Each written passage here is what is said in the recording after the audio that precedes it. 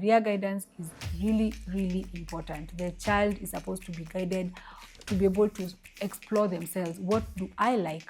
What am I good at? What am I capable of doing? Because it's not just about interest, but it's also about, am I capable of actually being good at this particular pathway?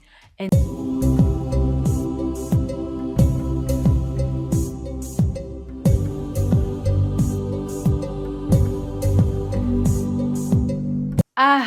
the teenagers. The children are now adolescents and they're now in junior school. Welcome to Elimu Cafe, and we're going to look at these children, our adolescents, and what goes on at junior school. I hope we can be able to gain more understanding, and I'm Teacher Leah, ready to walk you through it. Now, this is a very transitional stage for a child because the child, their body is changing. Remember, this is the adolescent stage. The child's body is changing. Their mind is going through its own, situation. They're going through this identity stage. They're going through a lot in their hearts, in their minds, in their entire psyche. And at the same time, the learning component of education at this point is now tailored towards them exploring different career options, different skills, or different interests as they may have. So this point is really exploration of the body, exploration of the mind, exploration of the career, gathering more data into their minds, into their systems to enable them to make decisions in senior secondary. Now, at this point, of course, they are supposed to start reflecting on the pathways. Remember, we talked about the pathways in the structure of the CBC. So at this point, a lot of information is being thrown at them. I'll say thrown at them because a lot of it is just being brought in as a way to tell them, okay, check this out. Do you like it? Do you understand it? Do you feel like it's something you like to explore? So it's really just being put into this basket for them to be able to look through. Imagine like you've taken someone to Gikomba and you've given them all these clothes and they're supposed to check and see, do I like it? No, and maybe put it aside. But still, they have to try on all those clothes. They still have to check. They still have to try on all those clothes at this level. So it's really an exploratory stage of learning for students. Now, the core learning areas still remain the same. We still have English as a compulsory. Here now it's a bit more advanced. The child is going through advanced grammar, of course, advanced compositions. They're supposed to be writing more, advanced comprehension. Everything at this level is really just advancing on what they have been building up from kindergarten, elementary, middle school, and now. There's supposed to be a lot of presentations, a lot of public speaking, a lot of oral presentations, a lot of analysis of text. They're supposed to break apart and put together text and be able to get more in terms of context, characters, in terms of themes at this level. Also, the same happens in Kiswahili. There's supposed to be also a lot of literacy appreciations. Poetry is supposed to be introduced at this point. Narratives, expressive and persuasive writing, grammar, everything expression from both Kiswahili and English. And the child is supposed to be using all this a bit more than they would obviously at middle school. In mathematics, of course, we have the algebra. Everything again becomes a bit sophisticated. Everything that they learned in grade 4 to 6 is now becoming a bit more complex. There's geometry, there's measurement, and of course, the practical problem solving is very, very important also at this stage. Then one other learning area that is introduced at this level is called the integrated sciences.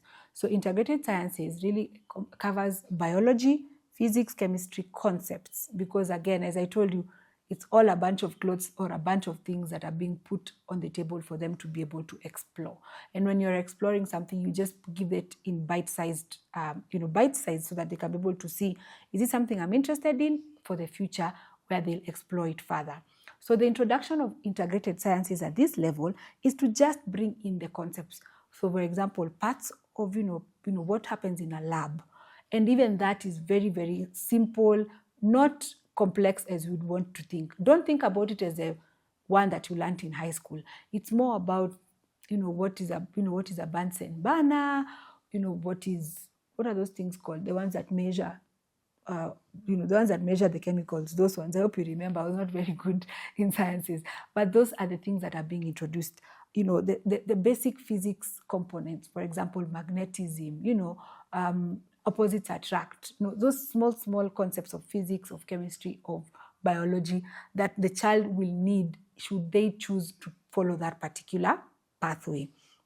Of course, at this point also, there's simple machines. Remember, we talked about tools in the previous, in middle school, and now they're talking about simple machines, energy forms, system in the body. So if they're learning about the circulatory system, now they're diving deeper into it. They're talking about, for example, how do the lungs work? Of course, it's going to be much more complex than it was in middle school. So at this point here, you look at these things again, it's just an introduction to the concepts. And at this point, everybody should be very alert into what the child looks like they're interested in, because as I said, at the end of this stage, the child is expected to choose a pathway for senior secondary. Now, the other learning area that is introduced at this level, or not introduced really, but that continues, is actually social studies. Social studies was, remember, as I told you, was introduced at around grade 4 to 6. And so here it just becomes more complex. They talk about geography at a more regional level. So here they'll move into East Africa. They also talk about a bit more of global citizenship. They talk about human rights as well at a more complex stage. There's also more of governance. And so here it's just building up on the blocks that were put up at middle school level, of course. Now, we go to religious education, CRE, IRE, and HRE. All this again, just building up again on the values, the belief systems, the ethical reasoning here, the morals, all these things that have been again brought in from the lower levels. And then we have what we call the pre-technical and pre-vocational education. Here now we talk about introduction to metalwork, supposed to be a bit more hands-on activities, a bit more of metalwork, woodwork, home science, all these things that are more practical, simple designs, hands-on tasks that the child can be able to learn the basic concepts again for them to explore and to think about whether it is something that they would want to look into in the next stage of their learning. Business studies is also brought in at this point. Money management, entrepreneurship, marketing, financial literacy, those are the things that are introduced again at this level. Of course, agriculture still continues with sustainable farming, the science and art of livestock and animal production as we know it. Different things are introduced at this point as well. Small-scale projects. If the school has a farm, you'll find that the children are expected to do more, for example, in taking care of the goats, in taking care of the cows. Even if it's a small kitchen garden, they are given more responsibility to build up those projects so that they are able to enhance their knowledge at that level. There is also life skills education. Life skills education here looks at self-awareness, decision-making, looks at peer influence, it looks at digital safety, looks at goal setting. So this one is where now the children are taught, like, for example, in your reading and studying, what can you set goals? Can you be able to prepare yourself for based on where you are at? Can you be able to set a goal? Maybe I'll score 3, I'll score 3 goals in my next match, things like that. It's building up on their life skills really at a more structured way. And then, of course, we have the sports and physical education as we know it. This one is about team sports. It's about fitness routines, about sportsmanship. It's about how to handle first aid in injury prevention, and also just basically it's more just a more complex way of teaching PE. Now, at this level, as I said, because a lot of it is exploratory, the children are also expected to pick other subject or learning areas such as visual arts. So visual arts here looks at creative expression through practical skills, practical projects such as drawing, media, design, sculpture, things like that. There's also performing arts. Performing arts looks at music, it looks at drama, it looks at production, it looks at performance really as a form of communication and as a form of culture. So the child can pick any of these, either visual arts or performing arts. And remember, all these are dependent on the school. Not all schools are going to offer all these learning areas. These are now, these ones that I'm talking about are the ones that are not compulsory, the optional learning areas. We now look at computer science. Computer science is another, at this level, it is assumed that it is being taught for the first time. So they really look deep into the hardware, the software, and of course they now talk about data and online safety. They just look at tech as a tool problem solving. So this time, maybe in a school where there are computers, the child will spend more time in the computer lab, or maybe they may be required to buy their own laptop or computer or tablet, depending on what the school has to offer. And all this, as I said, are to give a child options for exploring the different pathways that they're going to be introduced to at level 10. Now, of course, there are also other subjects that are introduced at this point, that is like languages like French, German, Arabic, indigenous language. The child can pick from those. There's also home science, there's Kenyan Sign Language, there's, as I said, all these are subjects or learning areas that are introduced to give a child an opportunity to explore on the various options that are available for them at the pathway level, which is in grade 10. Now, one of the key things that is supposed to happen at this level is career guidance. Career guidance is really, really important. The child is supposed to be guided to be able to explore themselves. What do I like?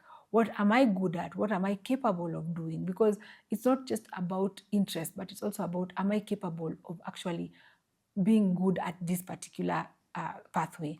And so this child, maybe for example, if they're interested in physics, how are they doing? Are they understanding physics? Are they able to grasp the concepts that have been introduced at introduction level? Are they interested in visual arts, and how are they doing? Are they interested in performing arts, and how are they doing? And so it's just about a combination of their skills, their attitude, their abilities, and also the resources that are available. So you might be watching this and you're thinking, my school doesn't have performing arts. It is not, it is just one of the things, as I said, ni zile nguo ambazo zimewekwa kwa hiyo basket. So if the school doesn't have it, you can explore it even as an out of school activity if you feel as though it's something you'd want your child to be able to be exposed to. And if not, you can do what the school is offering, and maybe perhaps discuss with the administration to offer this as the school as part of the school curriculum. So most of these optional subjects, like for example, some schools might say we are not going to offer languages as a compulsory subjects. Some schools might offer French, some schools may not choose to offer performing arts, some schools might offer home science as a subject, some schools might opt not to. So think about it as an optional, is not only an optional subject for selection, but also an optional subject to be offered by the school depending on their resources. And so when now the child has come to the end of their grade 9, 10 and 11 program, which is now their junior school. It used to be called junior secondary, it's now called junior school. At this level now, which is actually even at the point of shooting, it's the first time we're experiencing it. And as we've discussed it before, the child will now go through a process of selection based on the various pathways that are available. That is STEM, science, technology, engineering, and math. We have the sports and social sciences, and we have the sports and social sciences, as I've said. And so the child is really just selecting based on their interest, based on their abilities, based on, as I said, the career guidance that they've been given both by their parents and their teachers. So I would ask that even at this point, a lot of work should be project-based, because some children might now discover, okay, yeah, I'm actually good at a lot of practical work, and I'm not good at theory. So that will also dictate what they pick as a subject or as a learning area, and subsequently what they'll pick as a pathway. Of course, here now they start to profile themselves and explore what options are available. They can have a lot of digital portfolios, because you can give them a chance to assess themselves over time. So for example, you can have them record themselves maybe in grade 9, in grade 7, talking about a particular topic, and then you tell them to record themselves again in grade 8, and then in grade 9 as well, and they're able to see, wow, I've really grown, and I'm now good at public speaking, I'm good at this, or I'm really struggling with this, and therefore I will not pick this as an option for myself in senior school. And the other thing that is introduced here is also called community service learning, which is now building up a child to be able to understand responsibility beyond academics. They're supposed to be doing activities around maybe tree planting, cleaning of the community areas, like for example, if you live near the beach or the market. Those are things that are also emphasized at this level. On top of that, definitely there is also now, as I said, the child also exploring themselves as an adolescent, and that's another topic that we're going to discuss in another episode. But it's also important for you to be very cognizant of that, even as you're pushing them towards looking at pathways. let us remember that they're also going through a lot of changes in their bodies and in their minds. And so that marks the end of our discussion on the different learning areas, on the different content that is expected from kindergarten level or pre-primary level all the way to senior or junior secondary. We're going to stop at junior secondary for now, but I would like to urge you as a parent, as a teacher, to allow this process to move at the pace of your child. And this is not in any way to say that you should not allow your children to be ambitious and push them, but let us not be in a rush to create outcomes that do not need to exist. Like, for example, there's a very big issue when it comes to kindergarten with teachers and parents expecting children to do beyond that which is expected of them. And in our next episode, we're going to look at these theories that have created, that were curated by people who did years and years of research to justify why this curriculum or this education system follows this particular path. I hope you've learned something. If you have any questions, if you have any comments, please don't forget to leave them on the comments down below. You can also reach us through our email and ask us any questions that we can be able to answer. And as always, I'm so grateful for you sitting down and listening or standing up or whatever it is that you're doing when listening to this channel. I appreciate you and I look forward to growing with you. Let me know if you have any other topics you'd like us to discuss. But until then, I wish you well. God bless you and bye.